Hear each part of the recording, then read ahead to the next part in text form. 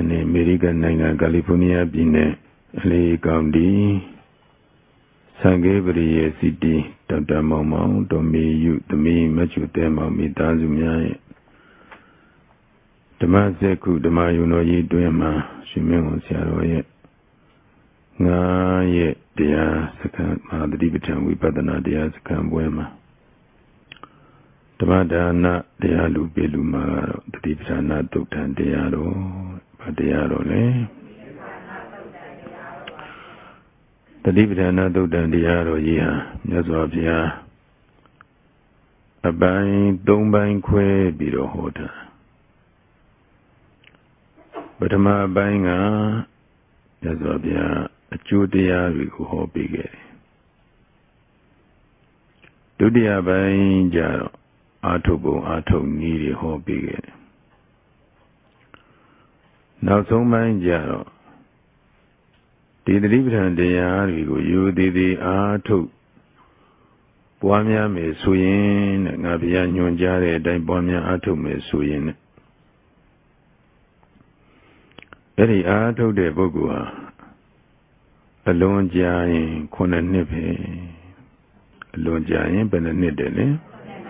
Konani atod. Nya le la shidu suyin konana atod. Nya le la shide bogo konana atod. Nya temye de bogo suyin konayebe atod. Benayede ne konayede. Dailo atolo shin. Radamenya punya sayaw biro neighbor myamo bunai ne yahanda ti on pienai. The Gelu Suela Jani in Dauma Edibugu, Naga Pianine, Edilu. A 10-year neo, Mies of Yashin Guromia Giga, Mino Mutange. Sajamu, did the hand they are or die, Lina Bido. You did the Jindo Atome swing out of Miru, the Lonja, couldn't never Atoba, Yana Pianine. Yan Lashi de Buguzu Kunala Atod. Yantenye de Bugu so yen Konean Yana Pianine. Ye won Debia Dada Mesopia, Mijaro Muge. Tadamuleve did Libran de Yaro Yia, Mamma Nine de Yavi, Luma Mamma Nine de Yavi. Very Mamma Nine de Yamuleve Yamananga Masuene Fuiru, a means of shit, Tanga Decadu. Didanga Decadu ye, Batama net. Lane the dambo, Linipia. Hey, Linipia, Alo P. Bibi Suyin. Oedo di Madribitan, we got an idea, Ato for Dwayne Eddie. Sadena Dangaria, Mazidana Yedama. Say ye, Madribitan, we got an idea, Ato. Arilo say Ato Bima Degadila Damasria P.A. so that the boy will yaba. Now, Ediani Almielo Sebiro Dedeka Mahadambo. Edi Maran Dedeka Male Batamani Jisu Bide Kama. Edi Bogumia Mazidana Yedama, Di Madrita Wibadana Diago, say Ato Babane. Era Biro Maharan Gazette Bibane. Now Dudiane said Delo, Dudiane Piso Bibi Suyin. Eri Bogumia Mazidana Yedama, Laze Naye, Madribitan Dia Atua. Elo Ato Bilo Jamia Buzu Bibi Suma. Tegadila Mahadamazria, M.A. Sure Puego Yaban. Da Puniru. Nagano Danga Manayaga Dege, a Dibedi Siaro Yidi. Sabibria, Joangino Mure Siaro Yidi, Alo. Pedibane Sabiro, Yuichi Tabo Mame. Pivago Dadana Bure Kama, Briane Dadana Bulo Miyahu, Pedibane Dadana Bua. Hello Dadana Bure Kama, go Ato Tare, go Dui. Dea Leve Kaimare, Dea Pia. Let me Jijan Ato Nidi will a bit of Benine Diani Lampia. Taja Edima, the Gegu Naganoye, a deepity fitted, Sarah Fiamia. Kuran Yuche Biro, Imasi, the Tibetan, Wibadana, Diago, Ato Sigeva. Naponye, Eninajan, Nangam, the Tainanga. That is Tainanga, Bayan Degadu, Chula Longonzo, the Bayan Degadui. The Bayan Degaduye, not so near John Dari, John Durio, John Dario, Yahanio. That is not so near John to John Daria, Alo Yamananga Labiro, Mazidana Yetama, Madrivitan, Wibadana, Deyago, Konala Atuali, Panala Atuali, Kupuniru, Yamamia, Konesu, and Damiala, Vilutini, Uma Konala Ida Atua. Konala Yamananga, Biwa, the Drivitan, Deyarigo Atuava. Eri Brahma Atobu Yuchi Rungasu in living, Tananga, Dana by Siaro Idi. Eri Chulana Gondak ye, Bamokaju Siarori, Pamokaju Buguri. Navido, Tananga Damaji, Labiro, Mazidana Jedama. Labiro Dima down Sureka, Lekana Makana Diatupu.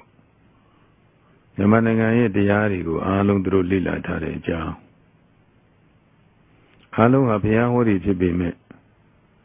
The drips are not done, Yaro, Imadan Kaimare, the Yapide, to it.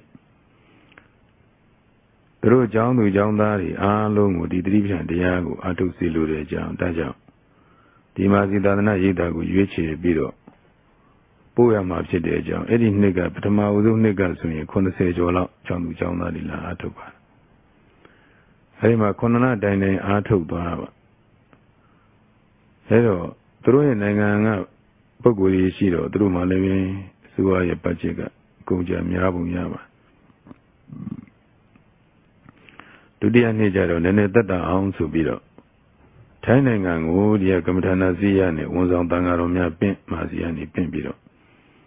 Tainangama, through Chula Longo de now soon John to John Darigo. The Abia Biro Pia, the Konala. Very look on a line in the Aja baby Roma, the Bogori Elima, Jambu Biroma, now so Boegu Yashiba. Elima Dudia, Tanangama Bimbiro, the Abjare Kajaro. Trunangama Surodia, Sikandaja, Biobu Subu, Trunangandari, Kakadrika, Atudenia Malene Boyora Lady Shiro, Tadia Nejaro. Yamanangama, Tonla. Trunangama Lila Yamanangama Batama Donla was in Idija Jajanana. Ado si Biroma, now Tanangama Lila, Pelo Ado Sigeva, Kusuin, Tadia Jim Bidova. Any Batama Uzo Ado Kere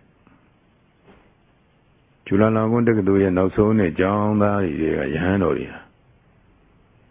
Akusuin, Kavananga Didima. Time Johnny, Tabazi, Butlo Piri. Tawino American Nanga Mazune, Time Johnny Godoji. The Dripan de Atomus and Jare Bogusilim. Arima Time Johnny, oh, the Dripan de Yago, Mazidana Yidaga, Konala Dane Ato Bida Bogoyu, Kamtana Ria Pine. Arima drew John Digo, Butlo de Kavan Nanga, Didi Masiri, Time Johnny. That is Bono Biro, Drew Nangan to Nangandari, the Dripan de Atowame, Subiro. Yonja Biro, the Dripan de Yago, 2 Pew Biro, the Abjada Nipai. Daja, the Dripan de the Gego. Kaima Biro, Maluena, Mama, 9 de ya Shipa. As of Yakuranga Leve, Judia, Yajang. Shivanga Biro, the Yago, Ginia, Bibiroma, a Lebaima. Jinsini Hova.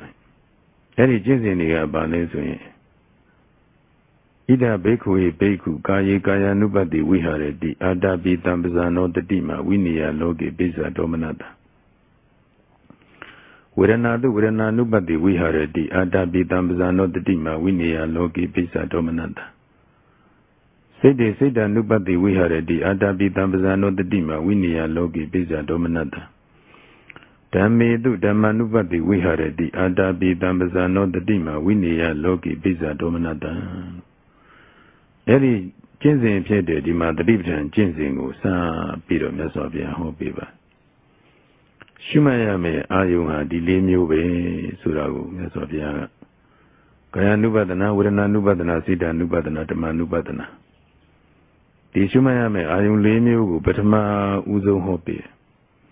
Any Hore Temaleme Kaya Nupatana Shivanga Shigani Tabi Hopi Pajang Lesoro Shumaya Ayunga Tinsha Lula Matinsha Lula Tinsha Sabiro Atosa Yogi Bogua the Bodva Wali Shuba Zulu Belu Mamshu 9 Devu Mati 9 Devu Tajamu Dika Nupatana Tinsha Zonku Muyaga Sabiro Shuame Kesa Dowa Kesa Midi Dware Kashu Yade Kashu Tane Kashu Liaune Kashu Shure Kamadi Shunida Dayata Taina Dwara Liauna Daria Kumuyari Guida Sana Sauna Biauna Sadi Kumuya Pauna Bena Wena Tredata Aloha Kumuya Kaya Nupatanari Sari Kaya Nupatana Tadibita Shuman Nigu Shigani Bidopatama Uzumbi Shuma de Kakala Malebe Shubo Chinya when you manega Jogabi Nesa Mamere the Bogu Miaoshu Doka Senior the Bogu Miaoshu Anada Sumia the Bogu Miaoshu Aduba Matende the Bogu Miaoshu Shubo Chinya Lemio Shurai Bagobe Shushubo Taina Gobe Shushu Yada Gobe Shushu Dwara Gobe Shushu Leona Gobe Shushu Shurai Miera Diamana, Mamiera Diamana, Mamiera Ligo Diashu. Harry Mamiera Divis in Hobega Sierra Sumiara, Conuti, Matende the boy, Continale. Daddy Lube, Puyo Yogi, Madi Pomu Bemu, Ayung Ligo, Beneda Shubiano Leve, Di Pomuli, Mamievu, Bemuli, Mamievu, Ponali, Pola, Bioga, Benali, Pola, Bioga, Madizili, Dibu Jebo. That lady would watch out of his so you know, Tadi Bogo, Pipinia, Mamere, Nisan Lupadania, Bora. Elinia Bola Visuye, Pe Quajin Kisa, Limu. Anisa, Mamera go Mimi, so ye Nisa, Miere, Surago, Pejin Kisa, Bidami. Doka, Sere the Bogo Duvi so yin, Bunyiru Duka Chanare Sura, Go Beijing Gisa Bidwami. Anada, Sumia the Bogo Dicha Miemi so yin, Atta Sure, a Soego Leve Ada Beijing Gisa Bidwami. Anduba, Madende the Bogo, Mimira Miemi so yin, Tende the Bogo, Tuba will Beijing Gisa Bidwami. Teamu. Shubo Chinya Absi, Maniere the Bo, Siere the Bo, Sumia the Bo, Madende the Bogu Mio Shuro. Beijing Giza Leve, Nesa, Duka, Atta, Tuba Sure, Diliba. Alo Bemukisa Pipa. Tara, Puyo Yogi Mia, Dika, Nupatana, Shuni, and Leve, Dilube, Maniera, Siera, Sumia, Madendera. Arigo Dicha Nyane, Yemi Suyen, Miere,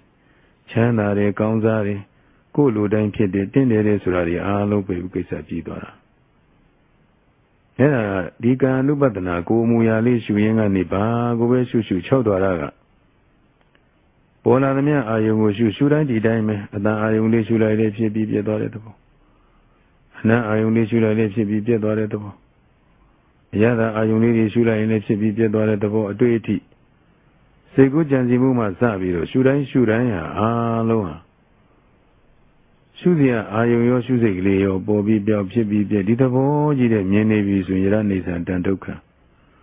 Mamera di Sierra Leti, Sierra di Tantoka Dranada. Assumia de Volley, Alum Titome. Hello, Anisa Duka Anada. Aduba Sure, Medende de Vo Acolo Dima, Miena Visuingaro, Nisa Duka Ada Duba Sure. Ideari Alum Pemukisa Pitara. Hello, Wedana Nubatana Shule di Dime. Kanzamu Lidi Shue Kamalebe, Kaune Kanzamu, Magane Kanzamu. သို့တော်လည်းပဲစပြီးတော့အာထုဆတမာတိထူထောင်စယောဂီပုဂ္ဂိုလ်မှာတော့မကောင်းတဲ့ခံစားမှုကပိုပြီးထင်ရှားတယ်။ဘာခံစားမှုကပိုထင်ရှားလဲ။ဒီမကောင်းတဲ့ခံစားမှုကပိုပြီးထင်ရှားတယ်။အဲ့ဒီမကောင်းတဲ့ခံစားမှုထင်ရှားတော့ကိုကရှုတဲ့ခံမှာလေးပဲယထာယထာဝပနတ္တကာယောပနိဟိတောဟောတိတထာတထာနာပသနာတိဆိုတဲ့အတိုင်းအကျဉ်းအမူအရာအဖြစ်ထင်ရှားတယ်။ထိုမူအရာကိုရှုရမယ်ဆိုတဲ့အတိုင်းပဲထင်ရှားတဲ့အာယုံကိုမရှုရဘူးလား။ရှုရတယ်မကောင်းတဲ့အာယုထင်ရှားရင်မကောင်းတာနာရင်လည်းနာတယ်လို့ရှု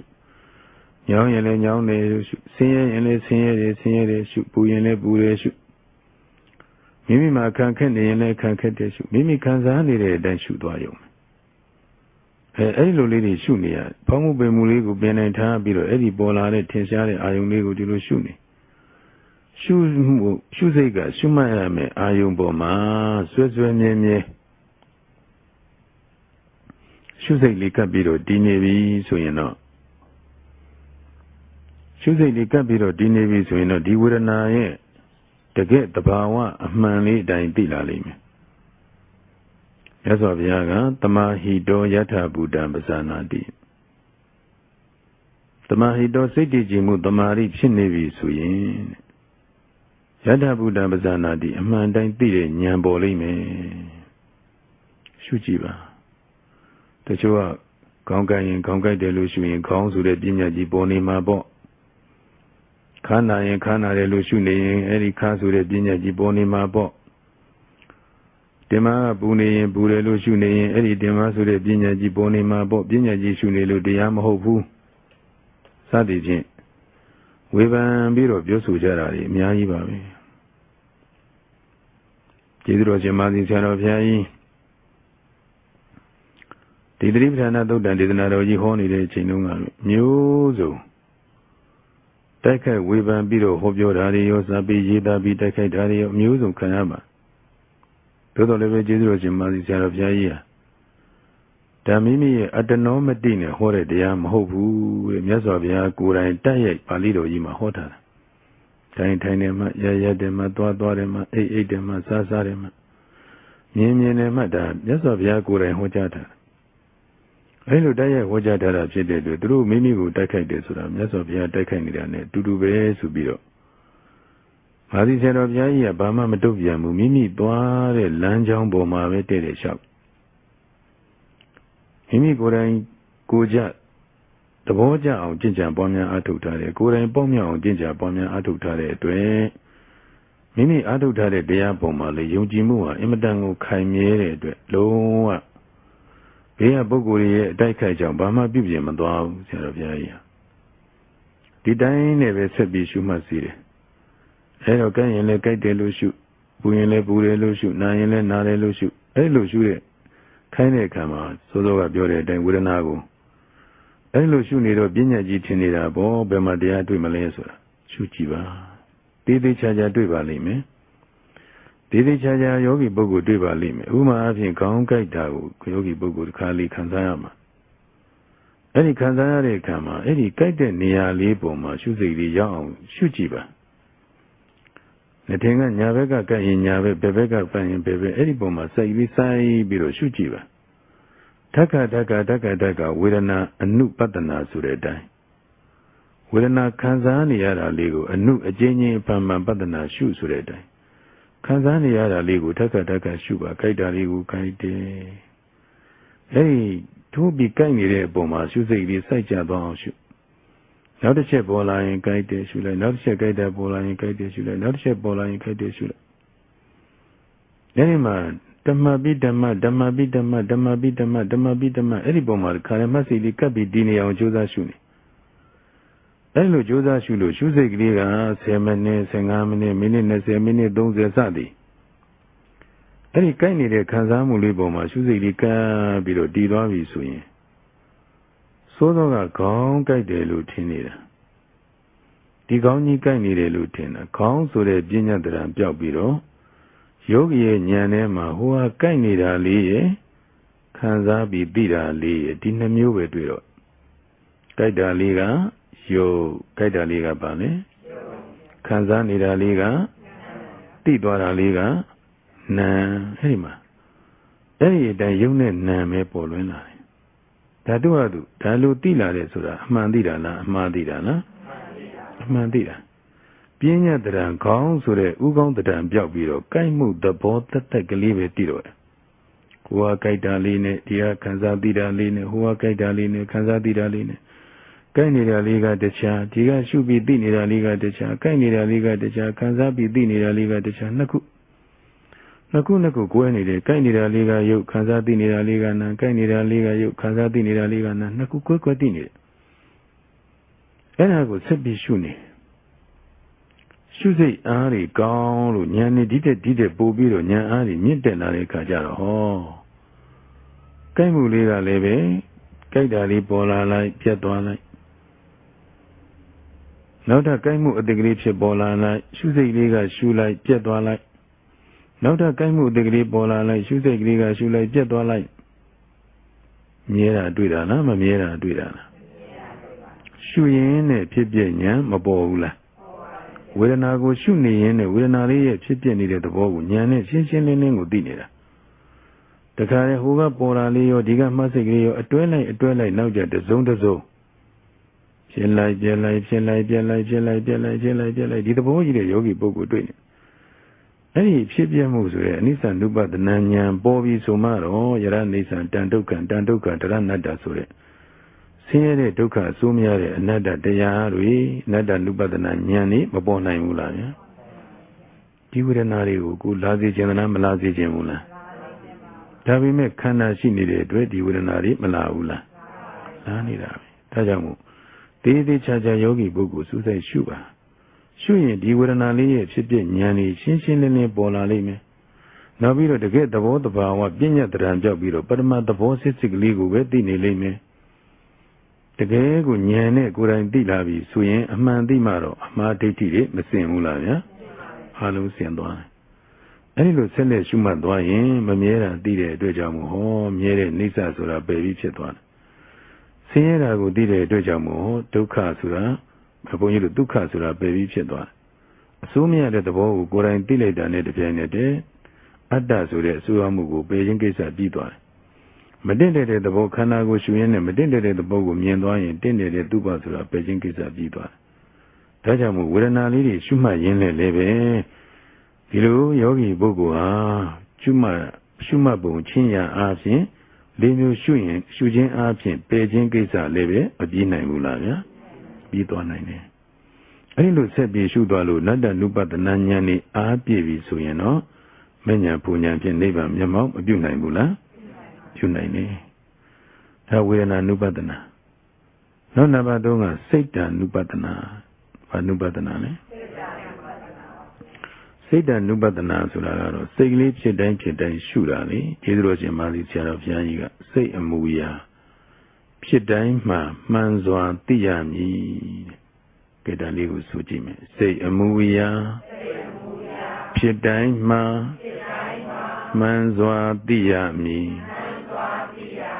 စိတ်အမူအရာဖြစ်တိုင်းမှ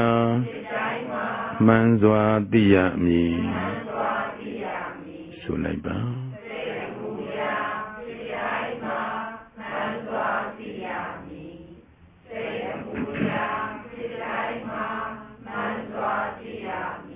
ဒီစိတ်အမူအရာလေးတွေဖြစ်တိုင်းအမှန်တိုင်းသိအောင်ရှုရိုးရိုးတမန်လေးသိဖို့မဟုတ်ဘူးအမှန်တိုင်းသိအောင်ရှုရအဲဒီမှာသတိပဋ္ဌာန်ဒေသနာတော်မှာတရာဂံဝါစိတ်တံတရာဂံစိတ်တံဒီပဇာနာတိတဲ့ဝိဒရာဂံဝါစိတ်တံဝိဒရာဂံစိတ်တံဒီပဇာနာတိတရောတံဝါစိတ်တံတရောတံစိတ်တံဒီပဇာနာတိဝိဒရောတံဝါစိတ်တံဝိဒရောတံစိတ်တံဒီပဇာနာတိတမောဟဝါစိတ်တံတမောဟစိတ်တံဒီပဇာနာတိဝိဒမောဟဝါစိတ်တံဝိဒမောဟစိတ်တံဒီပဇာနာတိလို့မြတ်စွာဘုရားကစိတ်လေးဖြစ်တိုင်းရှုမှတ်ပုံလေးတွေကိုဟောကြားပေးထားရာဂနဲ့တကွဖြစ်တဲ့စိတ်အဲဒီလိုရာဂနဲ့တကွဖြစ်တဲ့စိတ်လေးပေါ်လာရင်အဲ့ဒီစိတ်ကလေးကိုသိအောင်ရှုတဲ့အမှန်တိုင်းသိအောင်ရှုတယ်လူချင်းတဲ့လောဘစိတ်တွေဖြစ်နေအဲ့ဒီလောဘစိတ်ရှုပေါ့နှစ်သက်တာလေးတွေတွေ့ရင်အဲ့ဒီနှစ်သက်တဲ့စိတ်လေးရှုပေါ့အဲ့လိုရာဂနဲ့တကွဖြစ်တဲ့စိတ်လေးဖြစ်ပေါ်လာရင်အဲ့ဒီစိတ်လေးရှုတယ် ဒီတိုင်းသူ့ရဲ့သဘောအတိုင်းပဲစိတ်လေးကသူ့သဘောအတိုင်းသူဖြစ်နေတယ်ဆိုရင်လည်းပဲအဲ့ဒီသူ့သဘောလေးအတိုင်းပဲထင်ရှားတဲ့အတိုင်းလေးရှုနေတဲ့ဝိတရာဂံဝါစိတံဝိတရာဂစိတံဒီပသနာတိနောက်တစ်ခါသာရောတံဝါစိတံဒေါသနဲ့တကွာဖြစ်တဲ့စိတ်ဘာနဲ့တကွာဖြစ်တာလဲအဲ့ဒီစိတ်လေးပေါ်လာရင်လေဒီစိတ်ကလေးကိုမရှုရဘူးလားတခါတရံတရားရှုမှရင်ဒေါသတွေမဖြစ်ဘူးလားဖြစ်တတ်တယ်နော်တခါတရံအများပုဂ္ဂိုလ်မဖြစ်တတ်မဟုတ်ဘူးဘေးကပုဂ္ဂိုလ်ဖြစ်တတ်မဟုတ်ကိုယ့်ဟာကိုယ်ဖြစ်နေကိုယ်ကကြိုးစားပြီးတော့ရှုမှတ်တယ်ကြိုးစားပြီးတော့စိတ်တည်ငြိမ်မှုတမာရီတွေလည်းဖြစ်ခြင်းတယ်လောဘတွေကတက်နေအဲဒီတော့ကြိုးစားပြီးရှုမှတ်ပေးမယ်လို့လည်းပဲစိတ်ကစူးစီးလို့မရစိတ်တွေကပြောင်းဆန်ပြီးတော့နေတာစိတ်တွေကဟိုထွက်လိုက်ဒီထွက်လိုက်တကယ်တမ်းပြောရမယ်ဆိုရင်တဏှာကြီးရှုမှတ်တဲ့အခါမှာဒီကတရားမှာယောဂီပုဂ္ဂိုလ်ဟာစပြီးတော့အာထုဇပုဂ္ဂိုလ်ဟာ59မိနစ်လောက်အပြင်ရောက်နေဘယ်နှမိနစ်လောက်ရောက်နေတာလဲဘယ်နှမိနစ်ကျန်တော့ကြောချိန်လေးခြံတာဥချပြီးတော့မျက်စိလေးမှိတ်လိုက်တာနဲ့မတ်စိတ်ကပျောက်သွားတာအဲ့ဒီမတ်စိတ်ပျောက်သွားတာဘယ်လောက်ကြာလဲဆိုတော့နာယီထိုးမှပဲပြန်ပြီးတော့တတိယအဲ့ဒါ59မိနစ်ဓမ္မမှမမှတ်လိုက်ရတဲ့ပုဂ္ဂိုလ်ရှိအဲ့လောက်စိတ်တွေကဒါပေမဲ့လို့တမာရီထူထောင်လို့မရသေးခင်မှာဒီစိတ်ကိုရှုလို့ရရလားမရသေးဘူးဒီစိတ်တွေထွက်သွားတာလုံးဝမရဘူးအဲ့လိုစိတ်တွေကစူးစီးလို့မရအောင်ကိုယ်ကကြိုးစားပြီးရှုရစိတ်တွေကထွက်ကြိုးစားရှုစိတ်တွေကထွက်အဲဒီမှာကိုယ်ကကြိုးစားရှုလေစိတ်တွေကထွက်လေဆိုတော့စိတ်ထဲမှာဒေါမနတတွေဖြစ်လာဒေါသတွေဖြစ်လာအဲဒီမှာကိုမကျေနပ်တော့ခန္ဓာကိုယ်ကြီးကလည်းဝေဒနာတွေတက်စိတ်ကမတည်ငြိမ်နေတဲ့အခါကျတော့ခန္ဓာကိုယ်ကလည်းပဲဖောက်ပြန်နေတာတွေကအလွန်ဖြစ်အဲဒီဖောက်ပြန်နေတဲ့ဝေဒနာတွေကတက်တော့ဟိုမှာကိုယ်လည်းဆင်းရဲစိတ်လည်းဆင်းရဲအဲဒီမှာတရားရှုမှတ်ရတာကိုအစင်မပြေတဲ့အခါမကျေမနပ်တွေဖြစ်ပြီးကိုယ်ကိုဒေါသတွေဖြစ်နေတယ်ဒါဆုံးနေတဲ့ဒေါသခေါ်တယ်တခါတရံကြတော့လည်းပဲဘေးကပုဂ္ဂိုလ်ရဲ့အတန်ကြီးကြားနေကိုယ်ကကြိုးစားပြီးတမာရီဖြစ်အောင်မို့အားစိုက်ရှုနေတယ်ဘေးကပုဂ္ဂိုလ်ကစကားတွေပြောတယ်အဲဒီပြောတဲ့ပုဂ္ဂိုလ်ဒီပုံမှာတရားမကျင်တတ်တော့စိတ်ကသူတို့စီရောက်သွားတယ်ဒါကြောင့်မို့ဘုန်းကြီးတို့တရားရှုမှတ်ရင်းနဲ့လည်းပဲသာဒေါသဝါစိတ်တံသာဒေါသစိတ်တံဒီပဇာနာတိဒေါသနဲ့တကွာဖြစ်တဲ့စိတ်လေးဖြစ်နေရင်လည်းအဲ့ဒီစိတ်ကိုရှုပါတဲ့ဒေါသစိတ်ကိုအဲ့ဒီဒေါသကင်းနေပြီဆိုရင်လည်းပဲအဲ့ဒီကင်းနေတဲ့စိတ်ကလေးကိုပဲရှုပါဒီလိုပဲမောဟတွေးဝေနေရင်လည်းပဲကိုယ်လောဘဖြစ်မှန်းမသိဒေါသဖြစ်မှန်းမသိဘာဖြစ်လို့ဖြစ်မှန်းမသိပဲဖြစ်နေတဲ့အခါမျိုးမှာလည်းပဲအဲ့ဒီတွေးဝေနေတဲ့စိတ်လေးကိုရှုတွေးဝေမှုကင်းနေရင်လည်းကင်းတဲ့စိတ်ကလေးကိုရှုအဲ့လိုစိတ်ဓာတ်နုပဒနာမှာစိတ်ကလေးဖြစ်တိုင်းရှုတာဘာဖြစ်တိုင်းရှုတာလဲစိတ်ဖြစ်တိုင်းရှုတာဆိုတော့အဲ့ဒီစိတ်လေးဖြစ်တိုင်းရှုတာကိုဘာနုပဒနာလဲစိတ်ဓာတ်နုပဒနာအခုဘုန်းကြီးတို့ယောဂီများမှာကြည့်ပေါ့စိတ်လေးဖြစ်တိုင်းရှုတာကောင်းတဲ့စိတ်လည်းတခါတည်းမပေါ်ဘူးလားပေါ်ပါဗျာတရားကြီးကြိုးစားမယ်ရတဲ့ရက်ကလေးရတဲ့အချိန်လေးမအားလတ်တဲ့အချိန်လေးကမအားလတ်တဲ့အထက်ကနေပြီးတော့ကြိုးစားပြီးရှုခဲ့ဒီချိန်လေးကိုငါရအောင်ကြိုးစားမယ်အဲဒီလိုကြိုးစားပြီးရှုနေပေမဲ့လို့လည်းပဲစိတ်တွေကပြန်လွင့်နေတာစိတ်တွေကစူးစီးလို့မရတခါတရံကြတော့လည်းပဲအဲ့ဒီမှာမကောင်းတဲ့စိတ်တွေကဝင်လာပြန်ရောမကောင်းတဲ့စိတ်တွေဝင်လာတယ်ဆိုတာပြင်းတဲ့စိတ်တွေအိတ်ချင်တဲ့စိတ်တွေငံမြည်တဲ့စိတ်တွေပြန်ကျင်တဲ့စိတ်တွေစသည်ဖြင့်အကြောင်းမျိုးမျိုးအဲ့လိုမကောင်းစိတ်တွေဖြစ်လာရင်လည်းပဲအဲ့ဒီမကောင်းတဲ့စိတ်ကလေးကိုရှုရမှာကောင်းတဲ့စိတ်ဖြစ်တဲ့ကြိုးစားခြင်းနဲ့စိတ်ဆန္ဒတွေဖြစ်လာရင်လည်းအဲ့ဒီစိတ်ကိုရှုကုသိုလ်ကောင်းမှုတွေပြုခြင်းနဲ့စိတ်တွေဖြစ်လာရင်လည်းကုသိုလ်စိတ်တွေကိုရှုကောင်းမှုလှူခြင်းနဲ့ရှုပေးခြင်းနဲ့ရှုကြွေးခြင်းနဲ့ရှု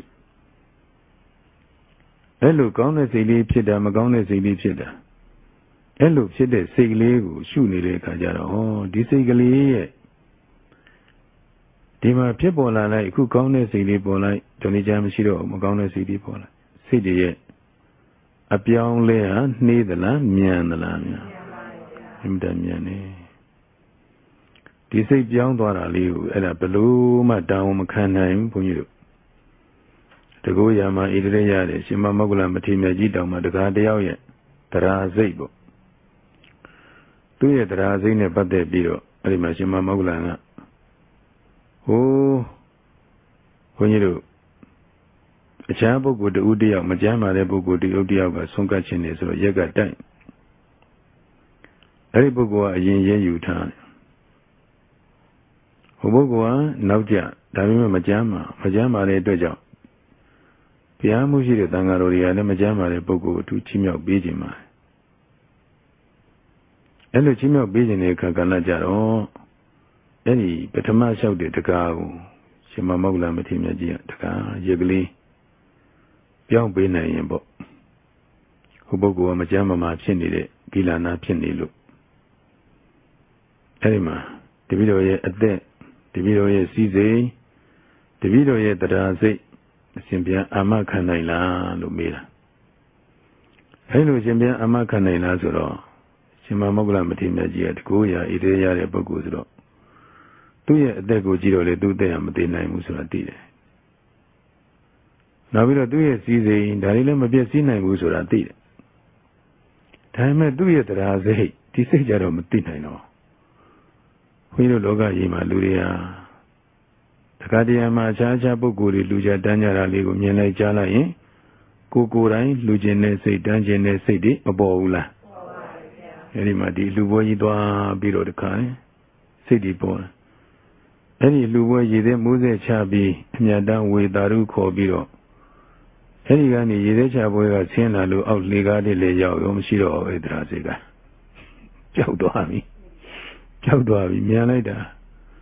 စိုးစိုးကတရားစိတ်တွေဖြစ်တယ်နောက်တရားစိတ်တွေရှိသေးရဲ့နော်မရှိတော့မြန်လိုက်တာပျောက်သွားဒါကြောင့်မို့ဒီတရားဖြစ်ပေါ်နေတဲ့စိတ်တွေကိုယ့်ရဲ့စိတ်လေးဟာကောင်းစိတ်ပဲဖြစ်စီမကောင်းတဲ့စိတ်ပဲဖြစ်စီသေချာသတိရှိသတိဆိုင်ကြည့်လိုက်ရင်ဒီကောင်းတဲ့စိတ်လေးကလည်းပေါ်ပြီးဘာဖြစ်သွားတာလဲမကောင်းတဲ့စိတ်တွေကလည်းပေါ်ပြီးဘာဖြစ်သွားတာလဲထောက်သွားတာကြီးတယ်အဲ့ဒီစိတ်ရဲ့လျင်မြန်မှုကြောင့်ဘုန်းကြီးတို့မြတ်စွာဘုရားလက်ထက်ကလည်းယဟန်တော်လေးတစ်ပါးကမြတ်စွာဘုရားကိုလျှောက်ဖူးပါတယ်အဲ့ဒီမှာမိမိတရားအထုတ်တဲ့အကြောင်းကိုစောင့်ရှောက်ပြီးတော့လူတန်းနေတဲ့ဒကမာကြီးပေါ့အဲ့ဒီဒကမာကြီးကတန်ဃာတော်များကိုစွမ်းနေချက်ပြုတ်စိတ်ကလောင်းလှူရင်းနဲ့ပဲတရားရှုမှတ်တာနာဂမိမညာပူညာဆက်ရောက်အနာဂံတည်သွားတယ်ဘိညာဉ်နဲ့တကွအနာဂံတည်သွားတဲ့အခါကျတော့သူတော်ဘာရဲ့စိတ်ဆန္ဒတွေအကုန်လုံးသိတဲ့အခါကျတော့ငါရဲ့သားတော်ယဟန်တော်တွေဘယ်ချိန်ကများတရားဓုတွေရနေကြပါလိမ့်ကြည့်လိုက်တာတပားမှတရားမရသေးဘူးတဲ့ဓမ္မမှတရားမရသေးတဲ့အခါကျတော့အဲ့ဒီမာတိကမတာဒကမာကြီးကဆွမ်းမကြီးကဘာတွေများလိုအပ်နေလို့လဲကြည့်လိုက်တဲ့အခါကျတော့မှဘုန်းကြီးတို့ဆွမ်းအာဟာရနဲ့ဆက်ပြီးတော့တပ်ပါရမမျှတလို့အာဟာရတပ်ပါရမမျှပဲဖြစ်ကိုယ်အလိုရှိတဲ့အာဟာရလေးမသုံးဆောင်ရကိုယ်အလိုမရှိတဲ့အာဟာရလေးသုံးဆောင်နေရအဲလိုမမျှတတဲ့အတွက်ကြောင့်တရားတွေကြိုးစားပြီးမရှုနိုင်တဲ့အတွက်ကြောင့်တရားမရဒါကြောင့်အဲ့ဒီဒကမာကြီးဟာတန်ဃာတော်များလိုအပ်တာတွေကိုအဲ့ဒီဉာဏ်နဲ့ကြည်ပြီးတော့ဒီယဟန်တော်များအချိုလေးလိုအပ်တယ်ဆိုရင်အချိုလေးနဲ့အချင်းလိုအပ်တဲ့ကံမှာအချင်းလေးနဲ့ထောက်ပံ့အစလိုတဲ့ပုဂ္ဂိုလ်အစအငံလိုတဲ့ပုဂ္ဂိုလ်အငံအစိမ့်လိုတဲ့ပုဂ္ဂိုလ်အစိမ့်လိုဓာရီနဲ့အဲ့ဒီမှာတန်ဃာတော်တွေကိုဆွမ်းများဆက်ကလောင်းလူချက်ပြုတ်ပြီးလောင်းလူတဲ့အခါကျတော့တန်ဃာတော်တွေအားလုံးဘောဓနာတပ္ပါယမျှတသွားအဲ့လိုမျှတသွားတဲ့အခါမှာတရားကိုအေးချမ်းချမ်းအားထုတ်လိုက်တဲ့အခါကျတော့ဝါတွင်းချိန်ကာလမှာအလုံးယဟနာတွေဖြစ်ကြဒီတန်ဃာတော်တွေကပြန်ပြီးသတင်းဝါလာကျွလို့မြတ်စွာဘုရားထံရောက်တော့ဒီအကြောင်းအရာကိုမြတ်စွာဘုရားလျှောက်သူတို့လိုအပ်တာတွေကိုဒီမာတိကာရကမာကြီးကဒီလိုဖြည့်ဆည်းပူးပြီးတော့လူတန်းတဲ့အတွက်ကြောင့်သူတို့မှာကြောင်းကြမှုတွေကင်းပြီးတော့တရားကိုအေးချမ်းစွာအားထုတ်နိုင်တဲ့အတွက်ကြောင့်အခုတရားဓုတွေရတဲ့အကြောင်းပေါ့အခုဒီမှာလည်းပဲတရားဓမ္မယုံမာကြီးတော်မေယူကနေပြီးတော့ယောဂီတွေအားလုံးလိုအပ်တာလေးတွေချက်ပြုတ်ကျွေးမွေးလူတန်းနေတာဖြစ်တဲ့အတွက်ကြောင့်မို့ဒီမှာမိမိတို့ဟ Bodhana Tabaya, Miata, Nivisu, and Deatu, and Alabama, Jonja Mumishiro. The Amian doing a thing in a book. And I will shout Biareka. Jano Naya, Ramjas of Yasha Biareka, Pima. Malamagama, tiny Jano did about Jan. Hanjarabi. Pave Sergeant, Sergeant, a Colon 8 of my years, Ludre. Now, Ania, Duama. Corolia, the way by Vito, Ania, Duayo. As of Yagrobi, Ania, Duan, Dobby, the Atu. Anima, the Atu put John with Yaudeka. Corolia, Sinzari, Siga. Oh, Nago, I young Nidago, Tibito, the Gamaya.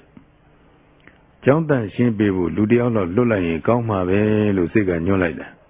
Oh, the Gadio Yola. Majao, the Gadio Yola. Yola be the Gajaro, Elma John Tan Shin, Lubi. Elma Tashiri, Lubi Dobby, oh, Nalemomo Baman, Yola. Nanny Vaima, Pioyili. Laka in Kama, Luciga, Nolida. Majao, Pioy Laka. Coroli down that Kuya. The road with the Vojani, Echim. Now you Mane, Yaude Kakalajaro, Mane Ayu Suyin Bali, Dugli, Belu Dugli, Pumbia and Kamaves or Dugli Laka. So you never maybe Lucida Lady go to Sinza, below Dani Laka and Kamaves, hey, do Sinza like that. Do down like that, die, a go on the Gamaya la be Pubi Kato. Can be Sinza like that. Tony Janga producing a Sisura. Gone say Bodelu, Magonzi Dio, Mabola. Namagone, Janzi, Magone City, when lying. Naro Kuru Kuren, Mido Mave, Mapibu, Discamain, Loya, Bima vessel. Champion beer at the way by Viro. I'm at the way by Viro, Champion beer. Champion beer, that's of your head, Mamazin, Balupiana, Ledo. Tamapia, the Gamaya. Turvaya Sego, a Colontini Varepia. A Colontini de Dwejao. The video put in Suraga. Gaunzi boy in it, or Magonzi de Boni, Kuru Kuru and Mima Zulu. The video Eriniago Manelu Piana Lava Piazzo, Yazovia, Chedani. Tenio Leobade, Yadare, Tabaya, Yare, Jawa, Nia, Erinia. Erinia Duama de Ayama, Dajamu Erinia will pian so be piano like that. Piano like the Kagalajaro, Kuma, Miran Sanji needed Poku, she needle, Pobiro, the Dimasaivula. Pobiro, the Desire. Macone say the Wenla Mazure Dredger, anything Moen on 2-3 Biro. Shumayame, Madeadigo, Nye Dango, the dinner capi shoot. Pema Twasega, Pe Twizzy, Moena now. Anyway, Shuma de Sejire, Tine, Shumase, Yane, Shumase, Toile, Shumase, Sale, Shumase, Ele, Shumase. Anyway, a 2 Georgia side bureau, Shuma, Pomia, Atuleta, Maja, Mi Mave, Edian, Olia, Kirita, no Kunkayana, Pit. Taja Puyo Yogina, Koya, Sig Lady. Magone say the Moena now. Shuma say Lady, Niani, on Pobiro, Wariali, Saibi, Chusa, Yen. They are the Yandu, Namianio, Miana Bulania. Yanama, Tisig Lady, Gonzi Piedole, Dima, or Driptan Nia, any Gonzi Ligo, Shutava, Pidemia. Magone say Lady, Chibola, and Eddie Magone say Lady, Pibi Piedore, the Bol Lady, Niana on Tisha Shuba. I am Yemi Suyen, Dim Me, Nisa Nubadananya, Bobby Suyen, Sharan Nisa, Dandukan, Taran Nada, Sure, Danduka, Nada, Deari, Alo Bolin Lavalime. Any Niani Bizuna Kajaro, Bequain Kisa Chede, Mamiera go do it, Dredja, Miere, Sure, Nisa, Pevi Pietoi. Sierra go do it, Dredja Muduka, and Duka, Sure, Chana, Pevi Pietoi. Assumia the Bogo do it, Dredja Musuya Musure, Atta, Pevi Pietoi, Aduba, Miene, Dredja, Tuba Sure. Tene Muri, Alo Bequain Kisa Chitoi, Taja. This lady should I have leve, Erilu, Mandain Tia, Msuya Ulania. Did I shoot in leve, they are it, Maduna Mula? Do it 1 Now below, Tama Nubatana, Panubatanale. Tama Nubatana Suragaro, the Bobe, the Bobe, the Bode Ali with me on Shuamame, Tama Nubatana. ဒါလေးကိုကျေးဇူးရှင်ဆရာတော်ဘုရားကြီးကစံပူလေးရေးထားတယ်ဒါလေးဆိုသဘောတရားထင်ပေါ်ညာပိုင်းခြားသိရမည်သဘောတရားထင်ပေါ်ညာပိုင်းခြားသိရမည်ဆိုပါ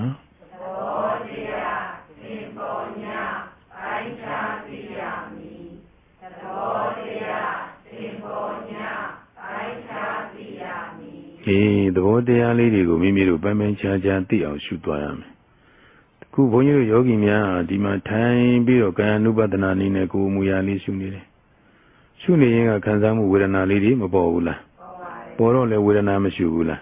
။အဲဒီလိုပဲစိတ်လေးတွေကတခါလေးဖြစ်ပေါ်လာရင်စိတ်လေးထွက်သွားရင်ထွက်စိတ်ကလေးစဉ်းစားရင်စဉ်းစားစိတ်ကလေးစိတ်လေးဖြစ်တိုင်းရောမရှိရဘူးလား။ဒီလိုပေါ်တဲ့အာယုံလေးတွေကိုရှုနေတဲ့အခါမှာနားထဲမှာဒီရှုနေရင်ကနေပြီးတော့အတန်အာယုံလေးတွေသက်ရှိတန်လေးတွေသက်မဲ့အတန်လေးတွေဒီတန်အာယုံလေးတွေရောမကြားရဘူးလားဟေးကြားနာရင်လည်းအဲ့ဒီကြားတဲ့အတန်လေးကိုရှားတယ်ညံလေးလှည့်ပြီးတော့နားဘက်ကိုသွားပြီးတော့ညံလှည့်ပြီးရှုလိုက်တာကြားတယ်ရှုလိုက်အဲ့ဒီကြားတဲ့အတန်လေးတွေကင်ပြဆုပ်ပြလို့ရရလားမရဘူးသဘောပဲအဲ့ဒီလိုပဲမိမိရဲ့ဒီမှာရှုမှတ်နေတဲ့အခါမှာတရားအာယုံထဲမှာမိမိတို့ဒီမှာတမာရီဖြစ်လို့အာယုံထင်တာပဲဖြစ်စီသို့မဟုတ်ကိုယ့်ရဲ့အတွေးစိတ်ကြောင့်အာယုံလေးတွေပေါ်လာတာပဲဖြစ်စီမြင်လာတဲ့အာယုံလေးတွေကိုဘာပဲမြင်ကောင်းတဲ့အာယုံမြင်ဆိုတဲ့အာယုံမြင်ပေါ့ဘုရားကြောင့်ကမြင်သို့မဟုတ်လူတွေကောင်အပုတ်ကောင်ရိုးစုစသည်ပဲမကောင်းတဲ့အာယုံမြင်လာရင်လည်းပဲကိုယ်ကမြင်တယ်မရှိရဘူးလားအဲ့ဒီအာယုံလေးကိုရောကင်ပြဆုပ်ပြလို့ရရင်လားမရဘူးသဘောပဲအဲ့ဒီလိုပဲနှာဝမှာမှွေတာနာလေးတွေရှိတယ်အဲ့ဒီမွေးမှုနာမှုလေးတွေကိုလည်းပဲသူ့ရဲ့ခံစားနေရတဲ့သိနေတဲ့အတိုင်းလေးပဲမွေးရင်လည်းမွေးတယ်ရှုနာရင်လည်းနာနေရှုအဲ့လိုရှုနေတဲ့ခံမှာလည်းပဲဒါလေးတွေကကိုင်းပြဆုပ်ပြလို့မရနိုင်တဲ့အတွက်ကြောင့်သဘောလေးတွေပဲအဲ့လိုမြင်ကြကြားကြနာကြစားကြတွေးထိကြစေကုစဉ်းစားကြံစည်ကြအာယုံနဲ့တော်တာဆုံကိုင်းလေးတွေကိုရှုနေပါနောက်ပြီးတော့တမာရီတရားအားကောင်းလာတဲ့ပုဂ္ဂိုလ်ဆိုရင်လည်းပဲဖောင်းမှုပိန်မှုအာယုံကိုရှုနေတာဆိုရင်တောင်မှပြဉ္ညတရံပြောက်ပြီးတော့ပရမတ်တင်းလာတဲ့သဘောလေးဖောင်းနေဆိုရင်တင်းလာတဲ့သဘောလေးပိန်နေဆိုရင်ရုပ်သွားတဲ့သဘောလေးအဲ့ဒီသဘောလေးမြင်နေပြီဆိုရင်လည်းပဲဒါဓမ္မနုပဒနာပဲသဘောအာယုံလေးရှုနေတာအဲ့ဒီလိုယောဂီပုဂ္ဂိုလ်ဟာသဘောတရားလေးတွေရှုတဲ့အခါမှာတေချာထက်ခါရှုနေပါရှုလို့အဲ့ဒီပုံမှာရှုစိတ်လေးစိုးမြဲကပ်ပြီးတော့ဒီနေပြီဆိုရင်ကတော့အဲ့ဒီမြင်တဲ့အာယုံပဲဖြစ်စေကြားတဲ့အတန်အာယုံပဲဖြစ်စေနာနဲ့အနတ်အာယုံပဲဖြစ်စေဘာပဲဖြစ်ရှုနေရင်ပေါ်ပြီးပြောက်ဖြစ်ပြီးပြည့်နေလို့မြဲတာတွေ့မလားမမြဲတာတွေ့မလားမမြဲတဲ့သဘောတွေကြီးတွေတွေ့နေမှာဒီတိုင်းပဲဝိပဿနာဉာဏ်တွေကဒီတိုင်းဖြစ်လာမှာဒါဓမ္မနုပဒနာဆိုတာကတော့သတိပဋ္ဌာန်တရား၄ပါးထဲမှာအချုပ်တရားပဲသူဟာအချုပ်ပဲသဘောလေးတွေတွေ့ပြီဆိုရင်ဒီပုဂ္ဂိုလ်တရားတွေ့နေတာပဲသဘောကိုမြင်နေပြီသဘောရှုနိုင်ပြီဆိုရင်အဲ့ဒီပုဂ္ဂိုလ်ဟာတကယ်ကိုတရားတွေ့တရားသိတရားမြင်နေတဲ့ပုဂ္ဂိုလ်ပဲတရားဆိုတာသဘောပဲသဘောဆိုတာတရားပဲဒါကြောင့်မို့တရားသိကျင်တဲ့ပုဂ္ဂိုလ်မြင်ကျင်တဲ့ပုဂ္ဂိုလ်ကသဘောကိုမြင်အောင်ရှုရဘာကိုမြင်အောင်ရှုရတာလဲသဘောမြင်တဲ့ပုဂ္ဂိုလ်ဟာတရားမြင်သွားပြီသဘောတွေ့တဲ့ပုဂ္ဂိုလ်ဟာဘာတွေ့ပြီတရားတွေ့သွားပြီပဲဒါပဲသဘောလေးတွေတွေ့ရင်တရားတွေတွေ့နေပြီအဲ့ဒီသဘောလေးတွေကိုမြင်အောင်ကြည့်ဘာတရားတွေတွေ့တာလဲဆိုယုတ်တရားနံတရားတွေ့တာဘာတရားတွေတွေ့တာလဲယုတ်တရားနံတရားလေးတွေတွေ့နေတာအဲ့ဒီသဘောလေးတွေကလည်းပဲရှုတိုင်းမြဲတာလားမမြဲတာလားမမြဲဘူးဒီသဘောတရားလေးတွေကပေါ်ပြီးပြောက်ဖြစ်ပြီးဒီသဘောကြီးတယ်ပဲအဲ့ဒါလေးတွေမြင်နေရပြီဆိုတော့မမြဲတဲ့အနိစ္စနုပဒနာဉာဏ်นี่အားပြည့်တဲ့ခါကျတော့ဒုက္ခအနတ္တနုပဒနာဉာဏ်นี่မပေါ်နိုင်ဘူးလားဗျာဒီနတ္တနုပဒနာဉာဏ်นี่အားပြည့်ပြီဆိုရင်ကတော့နောက်ဆုံးဖြစ်မှုပြည့်မှုတွေပြည့်စဲသွားတဲ့အငြိမ့်တဲ့နိဗ္ဗာန်ကိုယ်တိုင်ဆက်ရောက်မျက်မှောက်မတွေ့ရဘူးလားဒါကြောင့်ဘုန်းကြီးတို့ယောဂီများဒီတတိပဋ္ဌာန်တရား၄ပါးကိုရှုတဲ့အခါကာလမှာတပေါင်းနဲ့ပေါင်းရှုရမှာလားထင်ရှားပေါ်ရာရှုရမှာလားအဲ့ဒါလေးကိုပဲသဘောပေါက်ဖို့ပဲရည်ကြည်ပါမိမိတို့ရှုမှတ်နေတဲ့တရားမဟာတတိပဋ္ဌာန်တရားဆိုတာလေးကိုသဘောပေါက်နေဖို့ပါချို့ကမသိဘူးပေါ့လေတရားအထုတ်သွားတယ်ပြမသွားတယ်ရှင်မင်းဝန်ဆရာတော်ဗာတရားတွေပြတယ်ဖောင်းနာပိန်နာ ဒါတရားတွေဟောလဲဖောင်းနာပေးနာတကယ်တမ်းကျတော့ဒီဖောင်းမှုပိန်မှုဟာလည်းပဲတတိပဋ္ဌာန်နဲ့ပြောရင်ဗာတတိပဋ္ဌာန်လဲကာယ ानु ပဒနာဟောအခုတရားမှုမိမိတို့ရှုနေတာတတိပဋ္ဌာန်တရားကိုရှုနေတာဘာကိုရှုနေတာလဲတတိပဋ္ဌာန်တရားကိုရှုနေတာအဲ့ဒီမှာမေးတဲ့ပုဂ္ဂိုလ်ကတတိပဋ္ဌာန်တရားဘယ်နှပါလဲ၄ပါးရှိတယ်ပြောရုံအဲ့ဒီ၄ပါးပေါင်းရှုတာလားဘယ်လိုရှုတာတုံးဆိုတော့ဟောထင်ရှားပေါ်ရရှုတာပေါ်ခိုက်ကလေးဖြစ်ခိုက်ကလေးဘုန်းကြီးတို့ဒီမှာအကျဉ်းချုပ်ကပါလဲဆိုရင်ဘူတံတောပတ္တိတရားရှုတာဘူတံဖြစ်နေတာကိုဘူတတော်ဖြစ်နေတဲ့တိုင်ပတ္တိရှုတယ်ဝိပဿနာရှုတာမဖြစ်တာရှုတာလားဖြစ်တာရှုတာလားမရှိတာရှုတာလားရှိတာရှုတာလားမပေါ်တာရှုတာလားပေါ်တာရှုတာလားဒါကိုရှုရင်းနဲ့ပဲနိဗ္ဗာန်မျက်မှောက်မပြုနိုင်ဘူးလားဘုန်းကြီးတို့ကျေးဇူးရှင်သီလုံးဆရာတော်ဘုရားကြီးရဲ့တပည့်ဖြစ်တဲ့မင်းကုန်းတော်ရဆရာတော်ကြီးအဲ့ဒီမင်းကုန်းတော်ရဆရာတော်ကြီးတရားပြအဲ့ဒီနာမှာကျောင်းရဲ့အနီးနားမှာစာကျက်နေတဲ့မင်းကုန်းဇေတဝန်ဆရာတော်လောင်းလျာမင်းကုန်းဇေတဝန်ဆရာတော်လောင်းလျာဖြစ်တဲ့ပုဂ္ဂိုလ်ဟာစာပေတွေတင်းကျပ်နေကျညကျနေမအညာမစာရေးချက်တော့ဆရာတော်ကြီးမေးတယ်မောင်မစင်းတဲ့ဘာလိုချင်လို့ဒီလောက်တောင်စာတွေကနေမအညာမမနာတန်းကျက်နေရတာလဲမေးတော့အဲ့ဒီမှာဦးစင်းလေးဖြစ်တဲ့ဒီဥနာယရဟာလည်းပဲတပည့်တော်နိဗ္ဗာန်လိုချင်လို့ပါဗျာလို့သူကလည်းရှောက်လိုက်တယ်လွယ်ပဲအဲ့ဒီမှာဆရာတော်ကြီးကနိဗ္ဗာန်လိုချင်တာများกว่าတဲ့ဘူတံတောပတ္တိဆိုရင်နိဗ္ဗာန်ရပါတယ်ဆိုလိုရင်းအဓိပ္ပာယ်ကတော့ရှိနေတာလေးကိုရှုသွားရင်မင်းနိဗ္ဗာန်ရပါတယ်ဖြစ်နေတာလေးကိုရှုသွားရင်နိဗ္ဗာန်ရပါတယ်ပေါ်နေတာလေးရှုသွားရင်နိဗ္ဗာန်ရပါတယ်လိုရင်းချင်းချုပ်ကတားမယ်ဒါကြောင့်မို့အခုဘုန်းကြီးတို့ယောဂီများဒီပေါ်တဲ့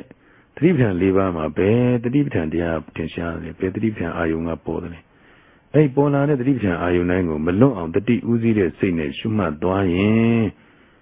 တတိသမารီအားကောင်းထက်သန်စွာရလာတဲ့အခါကျတော့ဟောယုံနာဖြစ်ပျက်ကစပြီးဝိပဿနာဉာဏ်นี่မပေါ်နိုင်ဘူးလားဗျာဒီဉာဏ်นี่အစဉ်စဉ်ရင့်ကျက်အားပြည့်ပြီဆိုရင်ကတော့မဉဏ်ပူဉဏ်ဖြင့်နိဗ္ဗာန်မျက်မှောက်မပြုနိုင်ဘူးလားဒါကြောင့်ဘုန်းကြီးတို့ဓမ္မစက္ကုဓမ္မမိသားစုများအားလုံးဟာဒီတတိပဋ္ဌာန်တရား၄ပါးကိုပေါ်တိုင်းမှတ်ပြတတိကပ်ပြီးတော့ရှုမှတ်ပွားများအထုနိုင်ကြခြင်းအပြင်မိမိတို့အလိုရှိအပ်သောဆင်းရဲငြိမ်းရာနိဗ္ဗာန်ကိုမဉဏ်ဖူဉဏ်ဖြင့်